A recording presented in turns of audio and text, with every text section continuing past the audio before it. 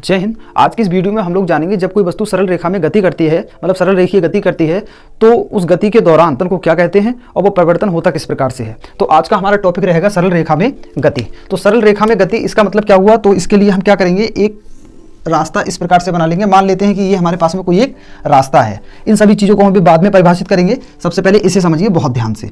देखिए यहाँ पर एक कोई बिंदु है, ठीक है। इस वाले बिंदु से इसे मान लेते हैं ए। यहाँ से कोई एक वस्तु है, वस्तु जैसे मान लेते हैं हम कोई कार है, ठीक है। अब वो कार जब यहाँ से ये चलना आरंभ हुई, ठीक, और यहाँ से चलती हुई कहाँ पर पहुँची है, बिंदु बी पर पहुँची। यहाँ पर मान लेते हैं बिंदु बी है, ठीक। और उसके बाद में क्या हुआ, फिर ये थोड़ी घूमी, और घूमने के बाद में क्या हुआ, ये फिर से वापस आने लगी और ये यहाँ पर आकर के वापस रुक गई, ठीक। ये रहा बिंदु हमारा सी। अब इसी को चलिए समझते हैं। इस वक्त हमारी कार यहाँ पर उपस्थित है, ठीक है।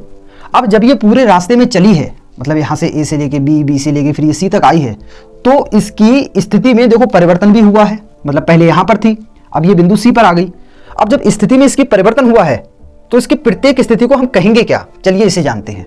सबसे पहले वस्तु की स्थिति। वस्तु की स्थिति को हम कैसे करके दर्शाते हैं। किसी भी वस्तु की स्थिति को दर्शाने के लिए हम क्या करते हैं, हम एक त्रिविमीय ग्राफ बनाते हैं इस प्रकार से, ठीक है। और त्रिविमीय ग्राफ हमने क्यों बनाया, जिससे कि देखो हम क्या क्या चीज पता कर सकें। चाल, दिशा और समय, अगर ये तीन चीजें हमें मिल जाती हैं तो हम वस्तु की स्थिति को पता कर सकते हैं, ठीक। अब उसके बाद में आता है हमारा पथ की लंबाई। पथ की लंबाई क्या होती है, तो पथ की लंबाई के लिए देखिए, पहले हमारी जो कार थी वो कहां पर थी, यहां पर बिंदु ए पर थी, और ए से चल जाने के बाद में फिर ये कहां पर पहुंची, बिंदु बी पर पहुंची, और बिंदु बी से फिर ये होती हुई कहां पर आ गई, बिंदु सी पर आ गई। अगर इसमें हम बात करें पथ की लंबाई की, तो देखो क्या हो जाएगी, पहले ए से लेके बी इतनी दूरी, फिर बी से लेके जो ये सी तक आई है इतनी दूरी, तो पथ की लंबाई क्या होगी, ए से लेके बी प्लस बी से लेके सी। ये हो गई हमारी पथ की लंबाई। अब बात करते हैं विस्थापन की, कि विस्थापन क्या होगा इस वस्तु के द्वारा, जो ये कार यहां से लेके यहां पर आई है, इसके द्वारा विस्थापन क्या होगा। तो देखिए ये थोड़ी गौर करने वाली चीज है। ये शुरू कहां से हुई थी कार चलना, हमारे यहां से, और इस वक्त कहां पर उपस्थित है, बिंदु सी पर, तो ये इसका विस्थापन कहलाएगा, ठीक है। अब ये वाली बात बिल्कुल भी मत सोचना कि ये कौन कौन से रास्ते से होती हुई आई है, विस्थापन को इससे कोई मतलब नहीं है। इसकी प्रारंभिक अवस्था कौन सी थी कार की, और अंतिम अवस्था कौन सी है, वो सिर्फ इन्हीं दो चीजों पर निर्भर करता है, ठीक है। उसकी मूल अवस्था और उसकी अंतिम अवस्था की इस वक्त वो कहां पर है, ये कहलाएगा इसका विस्थापन। तो ये मत करना कि ए से लेके बी प्लस बी से लेके सी। ये क्या होगी, ये होगी वस्तु द्वारा चली गई, मतलब कार द्वारा चली गई कुल दूरी। अब हम बात करते हैं औसत वेग की, कि औसत वेग किसे कहते हैं। तो देखिए जब ये कार बिंदु ए से लेके बिंदु सी तक पहुंची है, या मान लो बिंदु ए से लेके बिंदु बी तक पहुंची है, तो देखो इसकी स्थिति में परिवर्तन हुआ। पहले ये यहां पर स्थित थी वस्तु, ठीक है। ये निर्देश फ्रेम पहले कुछ और बोल रहा है कि वस्तु यहां पर है। अब इस निर्देश फ्रेम के क्या हुए, एक्स अक्ष के भी निर्देशांक बदल गए, वाई अक्ष के भी निर्देशांक बदल गए, और जेड अक्ष के भी निर्देशांक बदल गए। मतलब क्या हुआ, वस्तु की स्थिति बदल गई। और जब वस्तु की स्थिति बदल गई तो इसे क्या बोलेंगे, तो इसे बोलेंगे वेग। वेग बराबर वस्तु की स्थिति में परिवर्तन बटा समय। अब देखो वस्तु की स्थिति में अगर जब परिवर्तन हो रहा है तो वो किसके सापेक्ष होगा, वो समय के सापेक्ष होगा। भाई स्थिति में अगर परिवर्तन होगा तो क्या आएगा, वहां पर समय आएगा, ठीक है। तो देखो औसत वेग फिर किसे बोलेंगे, औसत वेग।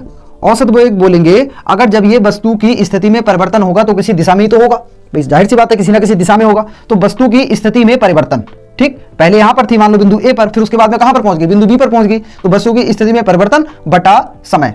स्थिति में परिवर्तन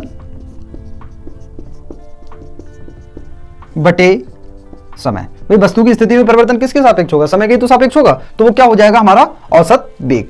उसके बाद में बात करते हैं औसत चाल की। तो चाल के फार्मूले से हम सभी लोग जानते हैं, चाल बराबर दूरी बटे समय, ये होता है, ठीक है। मतलब किसी वस्तु द्वारा चली गई कुल दूरी को यदि जब हम समय से भाग अगर दे दें तो हमारा क्या आ जाता है, चाल आ जाता है, ठीक। अगर औसत की बात करें, औसत की देखो, औसत वेग और औसत चाल, ये औसत शब्द ये क्यों लगाया है, सुनिए।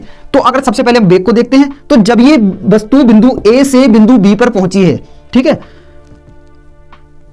तो इसकी अलग अलग स्थितियों में, जैसे ये छोटी सी जब ये दूरी चलेगी, मान लो ये यहां से लेके यहां से लेके यहां तक ये दूरी, ये डेल्टा एक्स दूरी चलेगी मान लो, तो क्या होगा, इसका वेग यहां पर वेग, यहां से लेके यहां पर चलेगी, यहां पर वेग, यहां से लेके यहां तक चलेगी, यहां पर वेग। इन सभी पर वेग क्या होगा, कभी कम होगा कभी ज्यादा होगा, कभी कम होगा कभी ज्यादा होगा।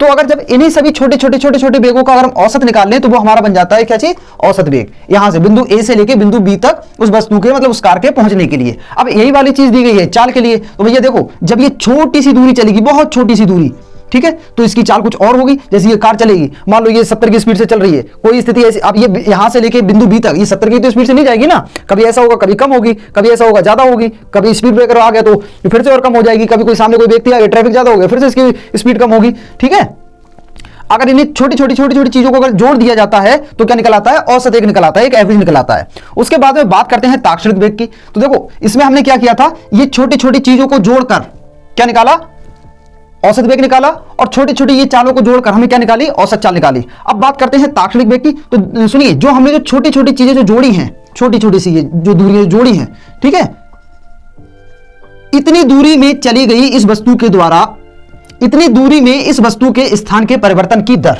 ठीक है, और जहां पर दर आए समझ लेना वहां पर बटे में क्या लग रहा है, समय लग रहा है। इतनी जो ये छोटी सी दूरी है, छोटी सी दूरी चलने के लिए इस वस्तु की स्थिति में जो परिवर्तन की जो दर है वो क्या कहलाएगा, हमारा ताक्षणिक वेग कहलाएगा। अब उसके बाद में ताक्षणिक चाल में वही जो ये छोटी सी दूरी चलने में लिया गया समय, ठीक, मतलब इस वाली दूरी को, छोटी सी दूरी को किस चीज से, समय से अगर डिवाइड करते तो हमारा क्या आ जाएगा, ताक्षणिक चाल निकल के आ जाएगा। तो ताक्षणिक वेग, ताक्षणिक चाल, औसत वेग, औसत चाल, ये सब समझ में आ गया। मतलब छोटी छोटी इन चीजों को जोड़ करके अगर एक औसत निकाल दिया जाए तो औसत वेग आ जाएगा, मतलब स्थान परिवर्तन की दर वेग हो जाएगा, और उसकी वस्तु द्वारा चली गई कुल दूरी क्या हो जाएगी, चाल हो जाएगी। इसी प्रकार से ताक्षणिक में क्या होगा, जो ये छोटी छोटी चीजें हमने जोड़ी हैं, ठीक है, इनमें से कोई एक छोटे से भाग को ले लिया जाए तो क्या आ जाता है, हमारा ताक्षणिक आ जाता है। ताक्षणिक का मतलब होता है कि क्षणिक, बहुत छोटा सा, ठीक।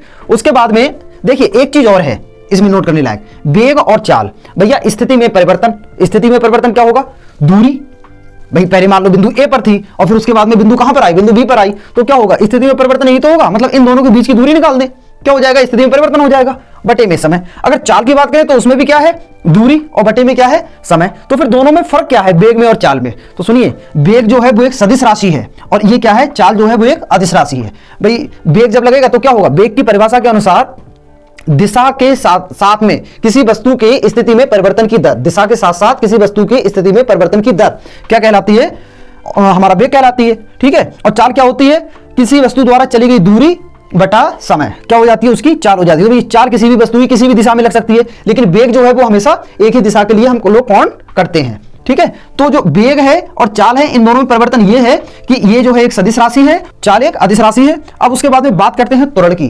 तो त्वरण क्या होगा, देखिए जब कोई कार बिंदु ए से लेके बिंदु बी तक पहुंची होगी तो जाहिर सी बात है कि वो एक ही स्पीड से तो गई नहीं होगी, ठीक है, और एक ही वेग से तो गई नहीं होगी, वेलोसिटी उसकी समान तो नहीं होगी। तो क्या हुआ होगा, वो कभी ऐसा होगा कि ये छोटी सी दूरी पर कभी कम हुई होगी और कभी क्या हुआ होगा, छोटी सी दूरी पर ज्यादा हो गई होगी। तो उसी का तो हमने क्या निकाला था, इसको जोड़ तोड़ के मरोड़ के क्या हो गया, उसका एक औसत निकल आया हमारा, ठीक है। इन सभी का औसत निकाल लेंगे। लेकिन त्वरण के लिए क्या बोलता है, ये छोटी सी दूरी में वस्तु के वेग परिवर्तन की दर, ठीक, छोटी सी दूरी में वस्तु के वेग परिवर्तन की दर क्या कहलाती है, त्वरण कहलाती है, त्वरण।